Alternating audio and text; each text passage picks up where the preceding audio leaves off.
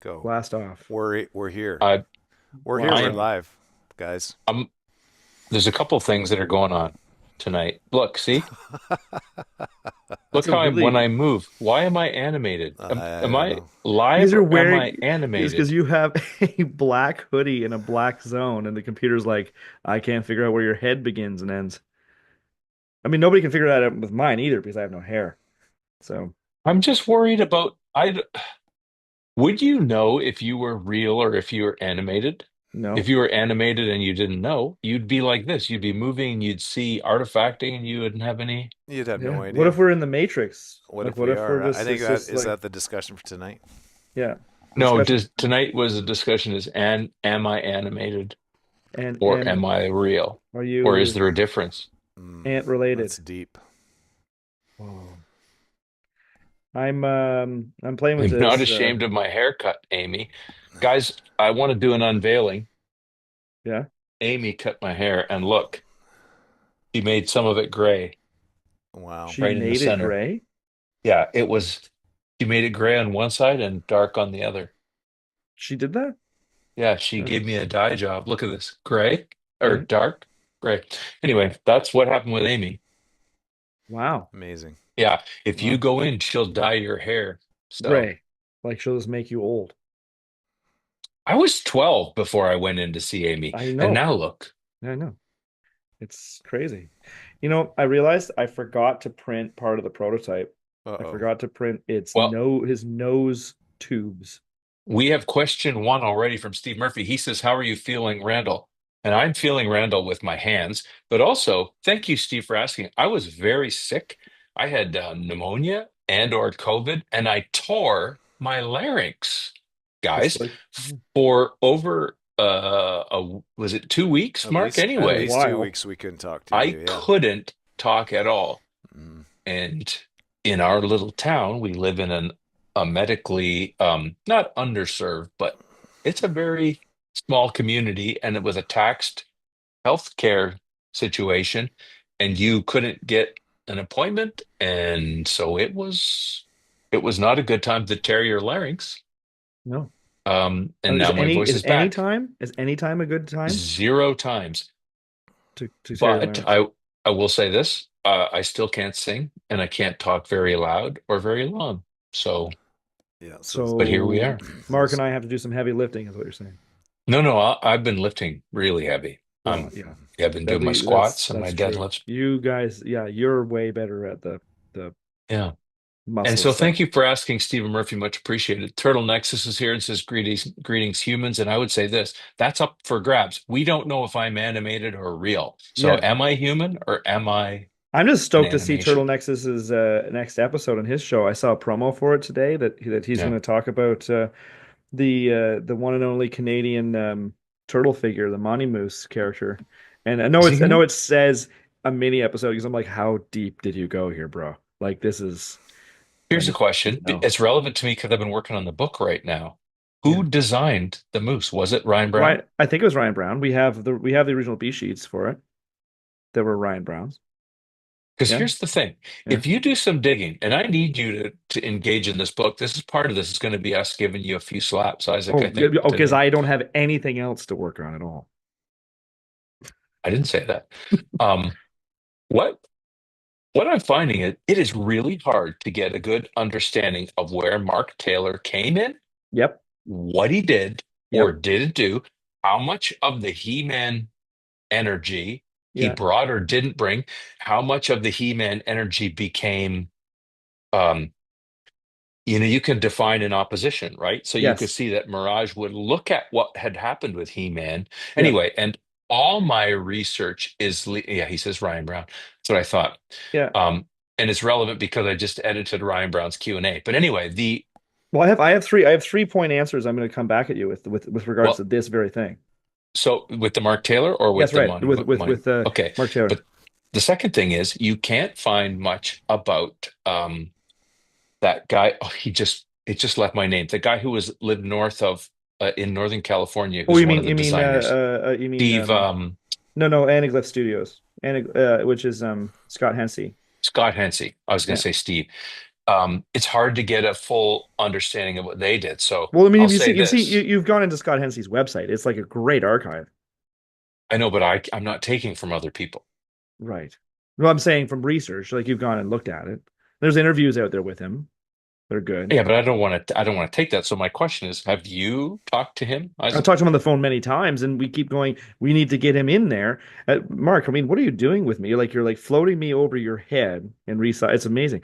There, that's much Anyway, the better. question Yeah. becomes So this so in so this early phase, go ahead. yeah. So I so yeah. need you to Scott. engage in this Yeah, part. Scott. We can do. I think we could do at the very least a phone interview with him. It's always been in the doc side of things. And so that's one. Actually, I should say four pronged because Scott could definitely help us tie the tie the knots. And this is why. Okay, so to give us to give the audience some context, why this is an important statement. Because I mean, many turtle fans probably know this, but maybe some don't.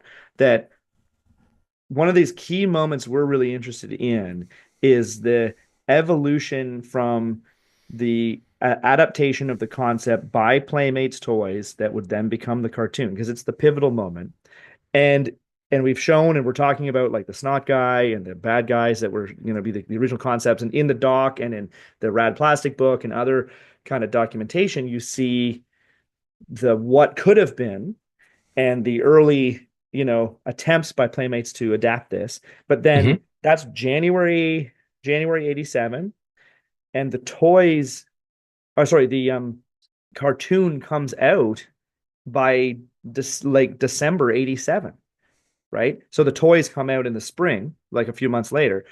But the decisions and design decisions and the production decisions, the animation decisions had to happen far enough back from December for the cartoon to go into production, right? So when you look at the evolution of what happened between January and whenever they actually started drawing cells for the show, what changes in there, who comes in and changes it, and why it's so specifically interesting to us is we interviewed Mark Taylor many times, and there was this very specific moment when he said, I leave Mattel, I go on to basically, and I think in his words he literally said like create the Ninja Turtles, like That's something to that effect, this is right? the problem that happens when you start digging through all this stuff. Right, There's a and then lot of that. you're like, what are you talking about? Like we didn't even because we had already done Turtle Power. We'd already talked to John Handy and Carl Aroni, and nobody ever once said, No, "Oh," and then Mark Taylor came in. And if they did, I don't know at the time whether that it would have had the same weight to us yet because we didn't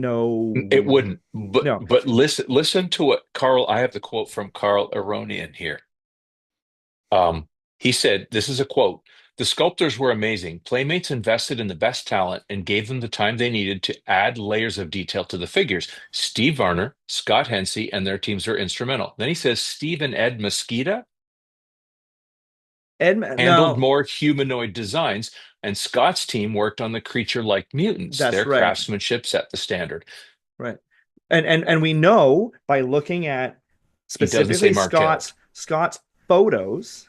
But because here's the thing, is it's political, right? John was the lead designer, right? Yeah. John, So his name is on them. I don't know under what context John leaves. And I did subsequently interview John again for the podcast content I've been collecting for. And I actually was what I was going to say to you, Rand, is I asked him some of these questions about Mark Mm, Taylor in that send interview. him I over. should hand you that transcript because that would be valuable to again piece this together. Mm, Because talking to him, re-interviewing Steve Varner, which we will talk a little bit about soon, and really getting him to discuss it, and then of course talking to Scott will help, and then hopefully if we can talk to Rebecca, Mark's widow, that we can sort of see how much she remembers of that well, moment as well, right? here's the hint that it's Mark Taylor who brought in He-Man and they rejected it. Carl says, early on, we explored a lot of different directions to bring the comic book to life. Some of it got a little goofy, and the initial figures were overly ambitious. We had sculpted these massive muscle-bound But villains was that somebody else? would That was have a different person's name, and that name is said on the footage. It's like Gary or something. In the footage, they say who sculpted this, and somebody in the room says who sculpted that massive figure. that's not in the transcript though. Anyway, No, no, because it's in the old archive footage, right? So, long yeah, story short, all I was going to say is it's in this area, and this is, I guess, what I'm actually talking about is the book and building the book and Yeah. how this is being put together. I realized I can't we can't have answers. What we're doing is we're presenting this is what was said. That's right. But if somebody reads this and goes, I need the answers, that's not how it works. And that's the same thing when we're doing the films, right? As we all know, it's Yeah, like we're pres as detectives or journalists, we are, and I guess this is journalistic. You're trying to yeah. find the close, and that's why I have a lot of sympathy for journalists in this day and age who are getting kind of spat on because it's like you're trying to find the most true truth within all these people's varying and differing and contradictory perspectives. And if they are contradicting each other, we can't Yeah. necessarily say one point of view is better than the other. So you people like who are very attuned to what we're talking about might notice in the first documentary certain people saying, I basically came up with the four turtles and their characters, and those archetypes are me. And then I we j- counterpoint them by showing Peter Laird saying, "Here are the character archetypes of the four turtles" before that other person was hired, I right? just edited that Q&A today in Right. some detail, and Yeah. I wish it would be I wish we had more. Like I felt like we talked to him for a long time, and Yeah. I don't see it reflected in what we have. No, because so much of it was off camera. And That's it's the just, problem. and it always happens for us, right? Is we'll be with these people setting up the lights and they're doing this and they're doing that. And then they're talking about the stuff. And then we're like, it's in our brains that we know information that we don't have on camera. And it's very dangerous when you're doing, and I Yeah, mean, we try our best as professionals not to fall into that trap, but it's sometimes it totally hard. happens. It totally happens. And I mean, Yeah. it's even worse when it comes to say like somebody like Kevin, who we've had countless conversations off the record. And you go, wait, how much It's information do you we know what? have? You're so right. In fact, I have something in front of me that it and Mark, you're here, right, Mark? I'm here. Yeah, sorry. I'm just He's Mark hiding and I under have been me. going, yeah, Mark and I have been Oh, there he going is. back and forth a fair bit because here's a funny example of what happens. He will output transcripts and then I process the transcripts and turn them into Q&As, which is a lengthy process. One of them that he sent was an interview. And as I'm going through the interview, I get to a point where it becomes crazy. And you're going to love this, Isaac. I don't know if Mark told you this. And then I saw these words. Do you, Chris, take you, Maria, to be? It was his entire wedding ceremony was Who's put into the transcript. Chris somehow, Spalletta. yeah. So what? I'm going through the interview and it changes over and it's people's speeches at the wedding out of order. So I'm trying to put it into this format and I'm like, why would he say all this? And then I got to Chris and Maria That and their is vows. fantastic. So Oh the my reason why God. that's just a funny thing, but here's the thing, and this is for all you guys. That was for Isaac, but for those of you who are listening, we've spoken to Kevin so many times when I pull out his Q&A and put them into word count, it's like there's Minimum. so much that we were told off camera that I can't put in. I can't take our opinions and put them in. So what the way I'm building this book now, I think there's going to be some point where you're going to say, you, Isaac, are going to say, I need to put my opinion in That's writing. right. Like Well, you have to. it's not, and I what I really will try and do my best to do is to not necessarily make it opinion based so much as pointing out the threads. Like, let's draw the threads between here and here. This is what I assume is happening. This is filling in the gaps, and that's so much that like going back to the Mark Taylor, mystery. That is the gap because you can make these connections by looking at, for instance, because like again, as people have they search the internet, they try to find the Mark Taylor original concept art. There are two or three that show up, very minimal. There's like a scan of a splinter. I know there's an individual who has got some of them.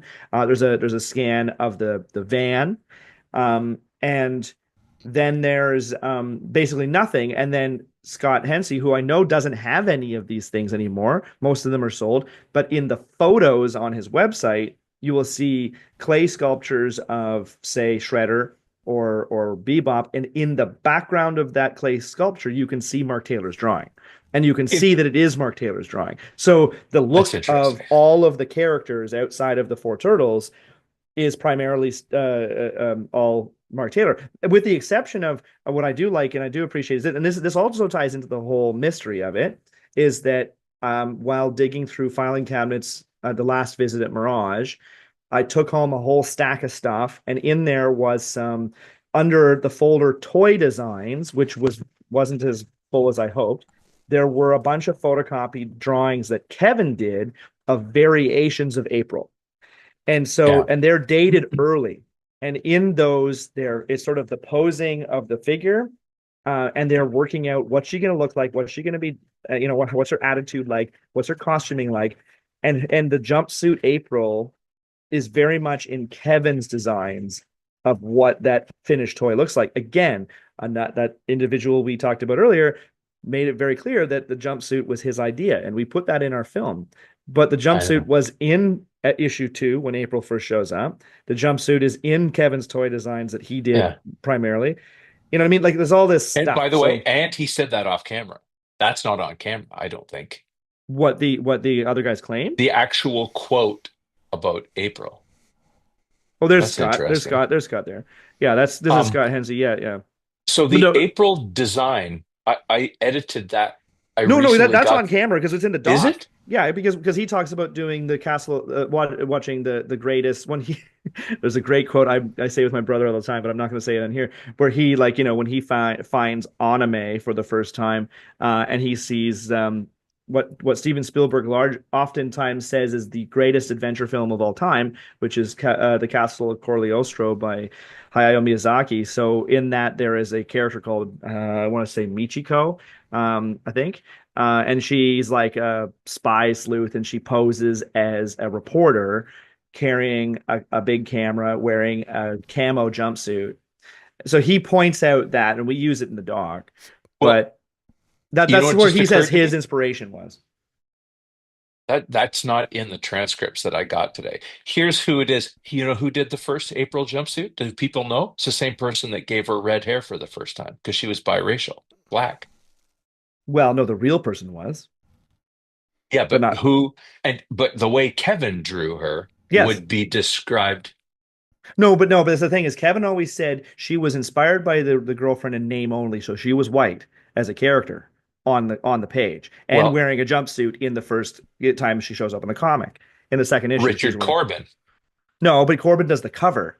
Kevin and Peter's art is what Corbin's doing the variant cover based This on. this is an old interview that I found that was in was it Well, does amazing? he color? Does he? I can't remember the color of the jumpsuit. But if you look I at the black and white of issue 2, is she is wearing a jumpsuit.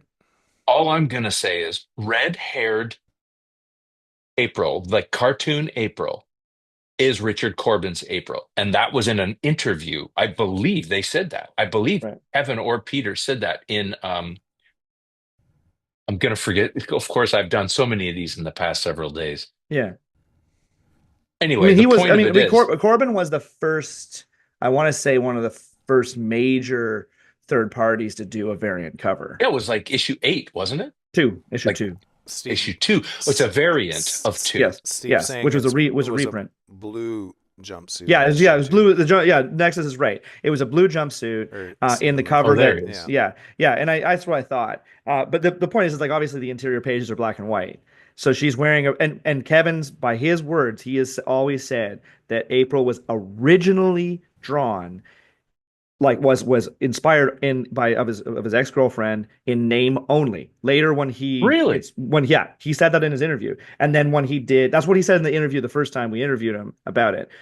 Then he says in that same quote, later she looks more like her, and she was half Oh, black, right? But I mean, like, if you look at photos of the real April, she was a very light-skinned black woman. You would be very, very, all, shocked to all know, I'm getting at Mm. was, and I am not here to decide who's biracial or not, and how much anyone's Let's biracial. That let is not. let's let you know what. Let's see the birth certificate, guys.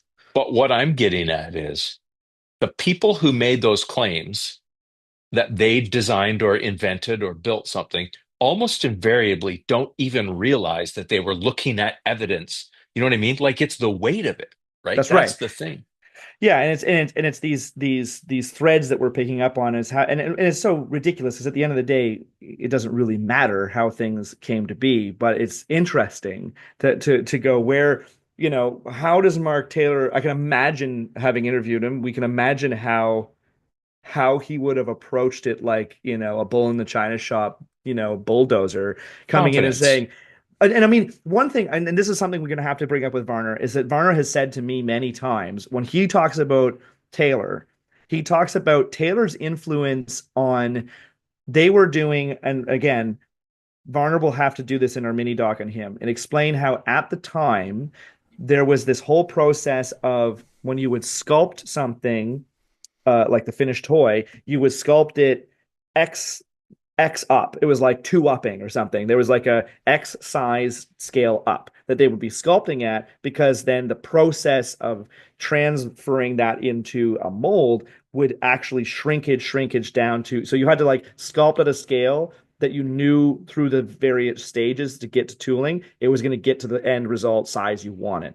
So Taylor was insisting on doing it a specific way, and that was frustrating to Varner because that was not what they, so he had to resculpt the turtles at this scaled up thing because that's what Taylor was bringing from his experience in manufacturing with Mattel into the scenario. So Varner has told me about how Taylor was coming in and bulldozing things, and then it was something to do with a specific type of metal, that they were going to use in tooling. That this is again manufacturing process that shifted or changed in that time, which allowed them to work faster or something to that effect. But anyway, there is a mystery to solve there where, because it'd be interesting, and I think it's valuable to credit Mark Taylor's influence on the overall look of the whole franchise, because that decision making going from the John Handy designs that were happening and the Varner sculpts that were happening to what went on screen in the cartoon and what came out in the toy aisle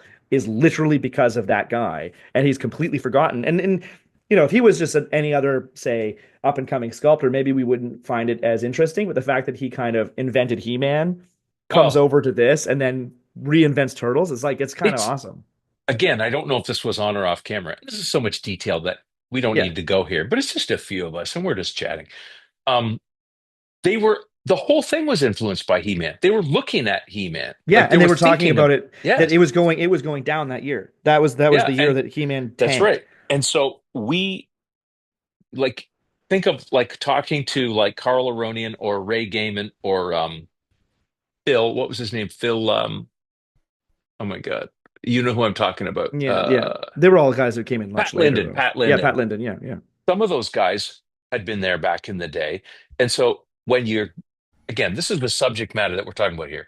When you're trying to do the book, you want to put in like, let's say a little essay or a little analysis or a little comment, and then the Q&A. But people will read the Q&A and go, well, that's not right. You know yeah, what I mean? That yeah, didn't happen. yeah, And if we know something different, it's not because of the Q&A, it's because what happened off camera. And that's the only point I'm getting at here is yeah, yeah. like you interview someone and they say something and then the camera's off and then they go, well, the real story is blah, blah, Is blah. yeah, yeah, yeah, And then I'm here editing these Q&As thinking, don't we know like that they were reacting to He-Man? And Mark Taylor would come in and either go, I want to make comments from the inside out, like knowing how the process worked, right? Production and the yeah, tooling and he might design them with that knowledge in mind, or he yeah. might think, I want to fix something that didn't work Well, about, you he know what I he mean? just Like there are a he just lot of knew ways. he knew the cohesive vision of creating a set of an Yeah. assortment of 10 figures, and it's gonna feel like this. And I mean, in the interviews that are out there where he's like, I think that that's the thing with Mark Taylor is you have to pick between the things that he may be retroactively justifying or coming up with a narrative Yeah. to make sense. Like the classic example is the pose of the Shredder figure. The toy was a notoriously annoying toy, and he was in this odd crouched bent knee position with this straight out hand that was kind of useless from a play Yeah. Kirby hand, posing wasn't it? perspective. Yeah, well, it wasn't necessarily, he wasn't saying Kirby. He was, and again, this is like the quote from Taylor in the interview is so Taylor because he's like, Well, I thought it would be really cool if he had like he was doing some mystic stuff. He's doing some mystic ninja stuff, and he had his hand out. So it was like he's literally thinking that this is like I'm doing some mystic stuff right now. And so like and the idea behind the fact that the human characters were supposed to be substantially taller than the turtles was that then we have to fit them in the same package, so let's make them all bent knee, which is why the foot soldiers are all crouched and hunched looking, and Shredder is bent down. So I mean they didn't carry that through after that. After that, everything else was Yeah. just as if the scaling was the same. But you know the yeah, there's a lot of kind of what can we pick through and draw. And I mean, Well, there's you other can't there's get everything. You can't. no, We you just, can't. it's not Yeah, possible. no, and and By the and way, where decisions were made, right?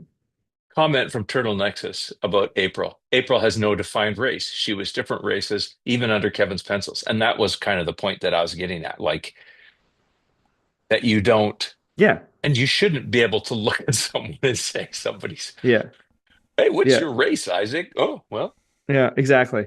it's Um, not it's not relevant to what the job is of the yes, character in the yeah, piece. exactly. Yeah. Yeah, yeah. No, Nexus has got it right. That's exactly right. So He's right a lot. It's he's right almost a like he lot. knows a lot about the He's like turtles. he's really really good researcher. Yeah, he's really good at it. Why am I writing this book?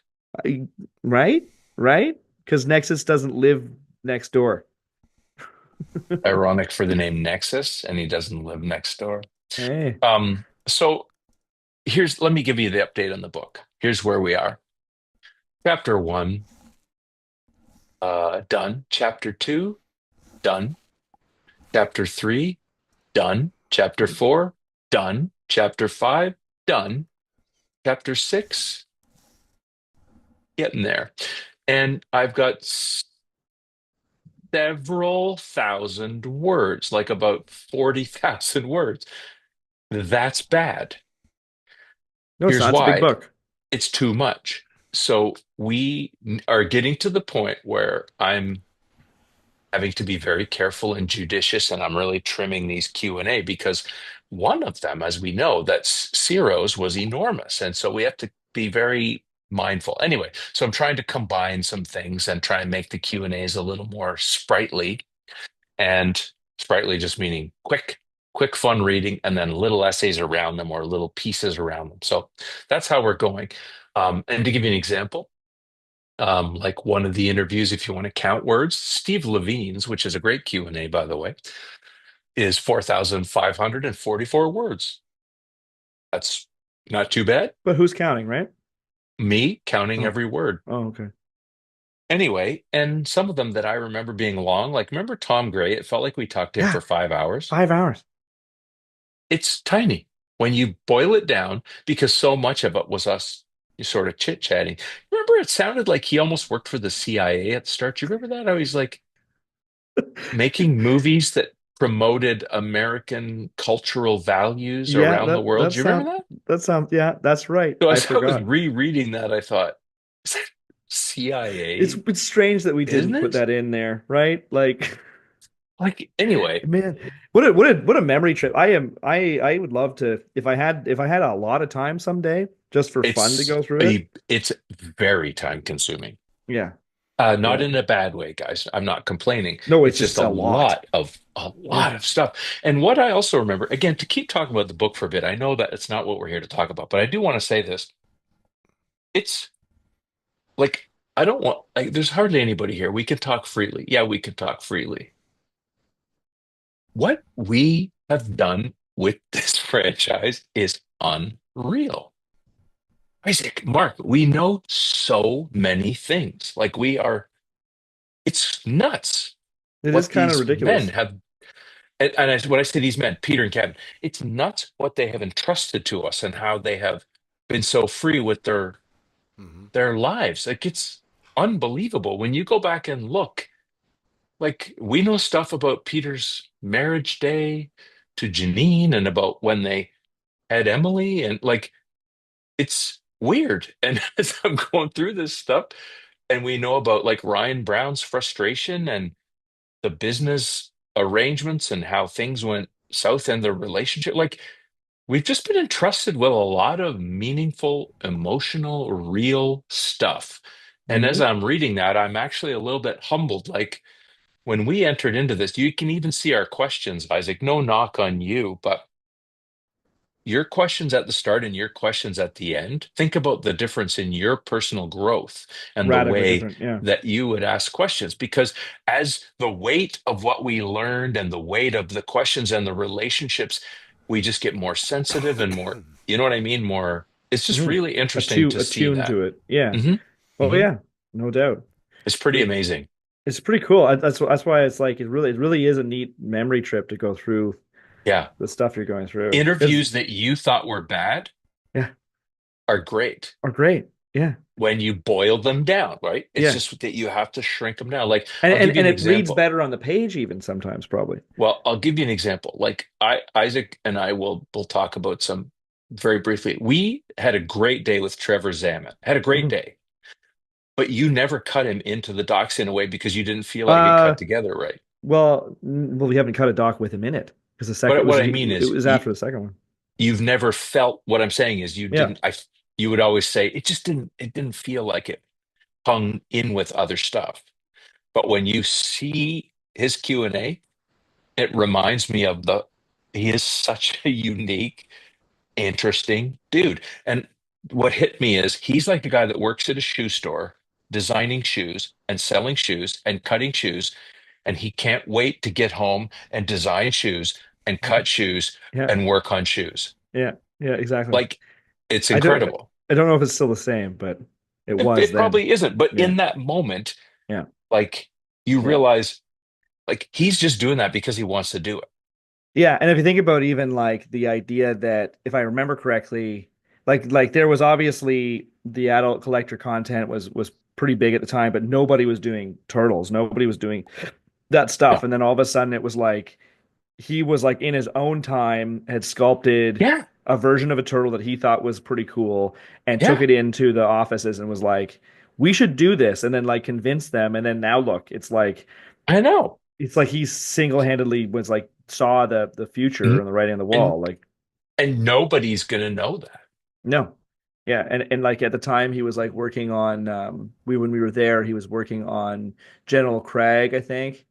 And it was like it was yeah, it was like this Yeah. deep research project of how Yeah. to take the cartoon version of a rock warrior and turn him into a rather large clay sculpture. Like it was Yeah. amazing. And I'll say one more thing, and then I'll stop talking about this damn book. Oh, just a sec. When interviewing Michael Pressman from Secret of the Use and Stuart Gillard from Three, was there any alternative takes or deleted lost scenes they let you have this time around? No. What do you mean? Oh wait, what alternative takes from the movie? We have behind the Uh, scenes. we have behind the scenes that nobody's ever seen and photos and stuff, but no Not like the way he's asked that question. no, and I mean like and to even I'm and we actually do have to record as soon as possible um the other interview, the other voiceover Hey, with Baron? yeah, Baron. Um because I've been pressing him about, do you have that director's cut that he mentions having on VHS somewhere? And he doesn't anymore. Like most of these people, like the only thing that Stuart Gillard had was a photo, one photo from set, Yeah. and then I think his house burned down. Like not long after that, he found the photo, and then I think his house burned down, which is really sad. I think that happened. I hope I'm not misquoting that, but it's like yeah, like so many people in this profession, we do jobs and they come and go, and we don't actually have access to those things anymore. As I say, a director of that, it wasn't, and like the content therein was not necessarily theirs ever, Well, right? here's a story that we'll never be able to tell and with the weight that it deserves. Do you remember the guy who had some behind the scenes footage and he was burned in a terrible fire and he was No, communicating no, with me? he was the set photographer. Yeah, but That's right. He was a set photographer. he And was he was, yeah. life-threatening burns and Yeah. he communicated with me from his hospital bed. That's right. To say, okay, fine, I'll go dig through my archive and send you stuff for your documentary. And And he was that's in when a you hospital bed. Yeah. and that made me um like I felt you're more willing to push into that space than I am because that really burned me. I really felt like, oh, I don't geez. think I would have. You make me sound like I'm going to go bust into somebody's hotel room No, and no, say no. I don't mean with him. I that mean hotel. in general. You're way more likely to go, do you have flat files? Yeah. And I'm more likely to be like, I felt so bad. That case is like, come on, nobody But wants to. Yeah, but you know what? Here's a true thing that again, my dad was burned. My dad was a that's right, firefighter. My and dad was burned when he was that's what young. made the connection. Yeah, And that made the connection. I said, "Oh my yeah, God, I'm so sorry." And I was like done. I said, "I'm yeah, so sorry. I will never bother you again." My dad was burned in a fire, and I know, uh, I wasn't alive when it happened, but yeah, I know how awful it is for. And so anyway, I said, "Forget it." And he came back to me later on his own and said, "You know what? I want to do this. It's important."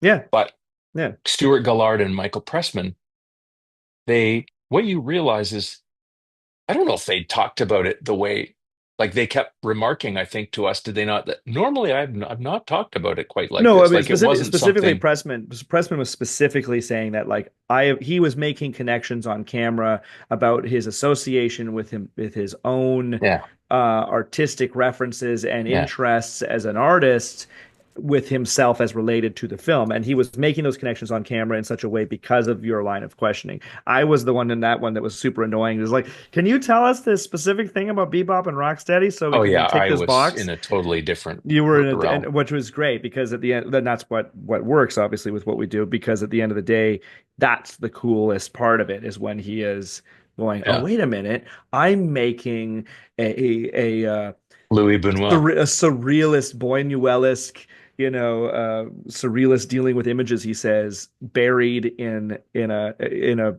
Three Stooges and Marx Brothers. Marx Brothers. But what I was getting at is that they didn't put importance on it like we did. So they didn't like even if you read Steve Barron's book, which I did read by the way, and it's amazing. It's worth a read.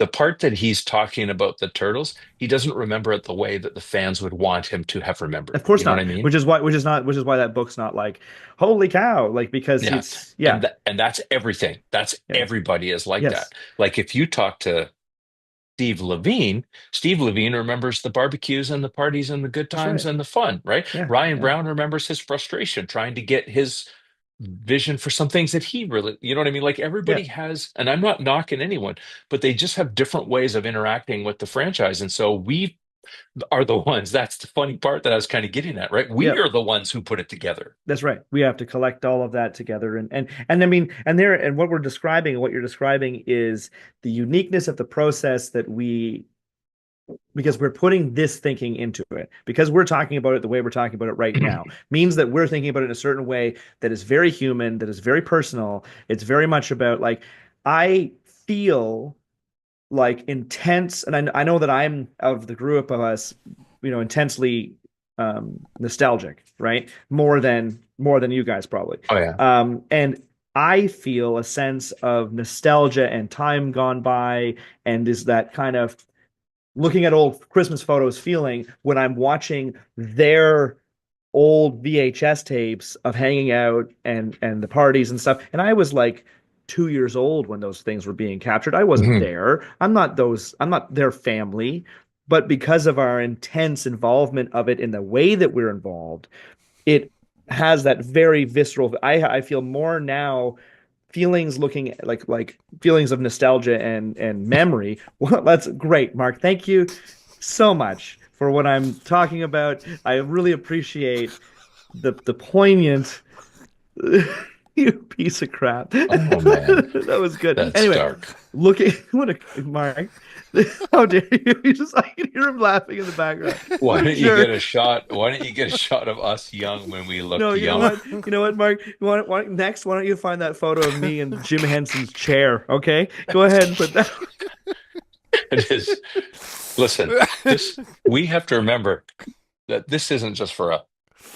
Okay, can we show this I toy did before I'm gonna go wrap Christmas just before presents. you show the toy, I just want to say this. I actually wrote in the piece where I talked about John Handy, about the drive to John Handy's with you getting out and running beside the car. I just referred Because to it in one it's second. so good. It was so hot in that dark That car. has to be its own movie. Like, I was Yeah. oh my No, it's God, not. He's that's not. actually, Yeah, you look how he's young you so are. close to it. Yeah, it's not. It's This is Do the you know, worst do you thing of know all we're time. we're in Vegas in that photo. We're in Vegas in that video, and you're Is saying that we the have to be three professional. hats? No, you're like we have to be professional. We have to do, and I'm like, can we go to David Copperfield? Yeah, but then I sing a song about three We bought hats. three hats, and they're walking down the street. Same three hats that we bought in the shop. Yeah. Listen, you guys should Nobody never have cares. you Nobody should cares. never have let us make these movies. You fans No, should what a never bunch of have idiots. All right, subscribed to this mess. I'm Here gonna we go. go. Like, listen, It I'm out. gonna go Whip it out. wrap my Christmas present. So anyway, finally printed this guy, but I forgot to print the hoses that go through the gun from his gun to his A belly. nose So hose. yeah, the nose hose.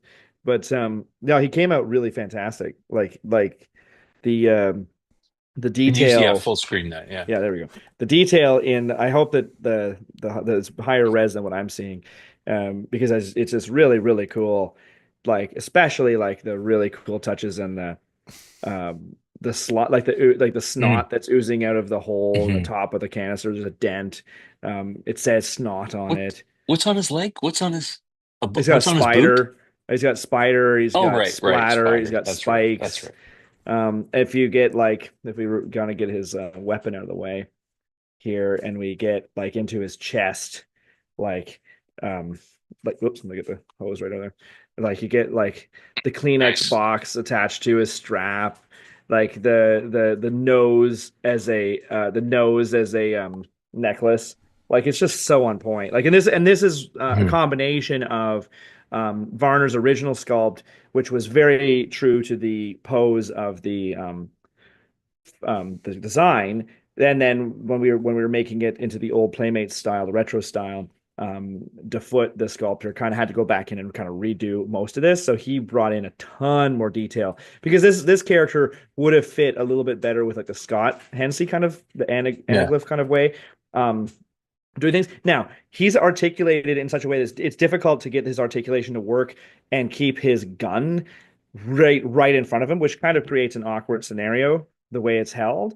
But because the whole gimmick is to have that the snot tubes go from the gun to his nose, you kind of want it straight out in front of him so that he can have Well, the snot tubes, Isaac, right? there's very little kick to a snot gun. A lot of people don't know that, but they Right, don't yeah, have a the lot of kickback, recoil. yeah, yeah, exactly. But I mean, even just like the detail they brought into the like tube itself that wraps around his body, which we'll do the accessory pack out of rubber, like a rubberized plastic. So Right. this whole element that pegs into his back and then wraps around front, and it'll have the thin rubber tubes that go to his nose. Like those elements will click together. It's just really fun. I mean, and it's based like Varner took like the Ghostbusters pack and modified it in such a way. So then these guys took it even further and uh and just really cartoonified it, and that's We have a fantastic. question here. When you have a chance in the future, can you pose a snot gun guy prototype next to the vintage turtle to add Yeah, vintage turtle? yeah, that's fantastic. Yeah, Isaac will yeah, do that yeah, pose. yeah. What I really want to do is I want to hand paint this one once we get. I got a lot of factory setup to do, and obviously it's Christmas and everything. Okay, why don't you So do that update? yeah, once Fans yeah, fans of the toys probably have been saying, "Why don't stop talking about your stupid book? Tell me yeah, more about factories and toys." yeah. Truth is, it's just been that's been the big focus is getting capacities built, and it's going to be that's why there's not a lot to report yet because it's like we're setting up furnaces to keep it warm. Like, we're getting the infrastructure We built live in to Canada. to do the thing, and then once we're there, then we can really get into. I And, think we showed these the other day. These was the last time. These are the modern ones, and these yeah. got articulation now, which is kind of And great. and guys, the other thing is this is and please spread this news if someone on the Kickstarter is asking what's going on.